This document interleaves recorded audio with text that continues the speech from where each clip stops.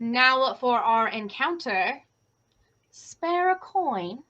While traveling, the characters encounter a lowly beggar, dirty, scruffy, and smells of a latrine. Norman Fortworth approaches any and all adventurers pleading for aid. He admits that he has a gambling problem and has gotten himself into debt with some unsavory thieves guild known as the Slick Picks. And naturally, they have threatened not his life, but that of his family. A beggar of the family. Ugh. Somebody is really down on their luck. He seeks aid from adventurers. He only needs a little bit more gold. The exact amount is up to the GM, and he can pay them off. Once he does that, he can happily return home. Now, a character who succeeds on the DC 21 Wisdom check notices a slight, near unnoticeable, slight tremble in his voice. A common nervous indicator of uncomfort, normally associated with dishonesty. Yeah, normally.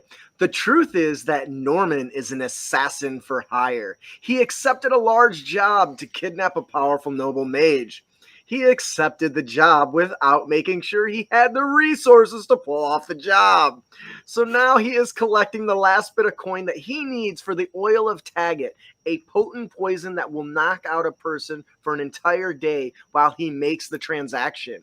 If a character who succeeds a DC 22 dexterity sleight of hand check can pilfer... a character who succeeds a DC 22 sleight of hand check can pilfer a small rolled document from him.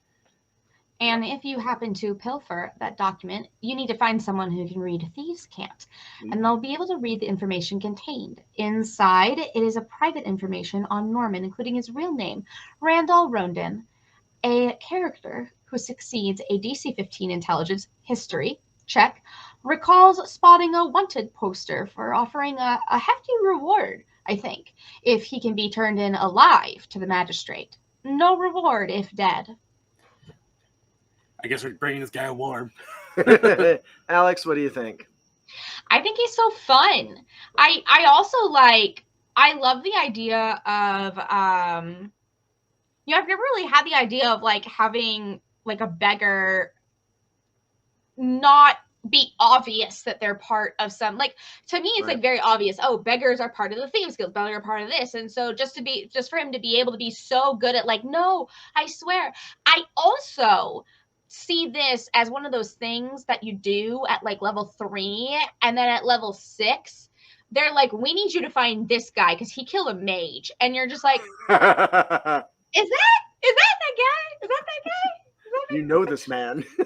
Give him a really defined chin, or maybe he has 2 different colored eyes, something really defined, so that it's just like a red coat. I love where you went with that. I was trying to do something different. I wanted something that focused more on skills, but also something that didn't necessarily require the players to do anything other than maybe give them a few gold. And the idea of them giving him the gold, then accepting a quest to go rescue a kidnapped or murdered noble mage, and then realizing they're the reason that it happened is just one of those sweet, sweet twists. Mm-hmm. So, do you have anything to add, Ian? Well, not in particular. Alrighty then.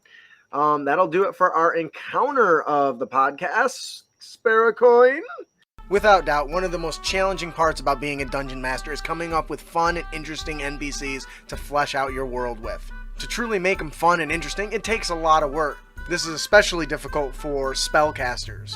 Lucky for us, Magician's Menagerie has got us covered. It is a collection of arcanus with new spells, items, and inspiring stories to fill out your stories and campaign. Oh, and did we mention the artwork, the layout? It looks gorgeous. This product is coming to Kickstarter on February 15, 2022. They are running an awesome early bird special. Make sure you get in it because it is jam-packed with fat loot. My dice are trembling with excitement. Are yours?